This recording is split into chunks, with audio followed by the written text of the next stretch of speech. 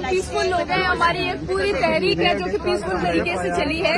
हमने कभी भी रूल ऑफ लॉ को वायलेट नहीं किया है, हमने कभी भी कॉन्स्टिट्यूशन को वायलेट नहीं किया है।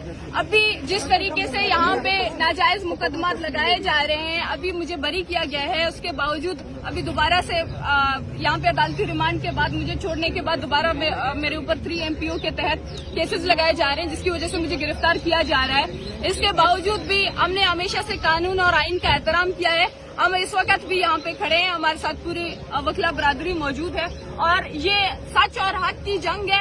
और हमें यकीन है कि एक दिन ये जालिम और जाबिर जो सिर्फ और सिर्फ आइन और कानून का सहारा लेके मजबूत आवाजों को, तवाना आवाजों को दबाना चाहते हैं, ये सब उनके गले में एक फंदा साबित होगा। और हमने हमेशा से पुरअमन तरीके की अम्मी को आने दो, हमने हर बार पुरअमन तरीके से जद्दोजहद किया है। इस बार भी हम पुरअमन तरीके से एक तहरीक को लेके जाएंगे।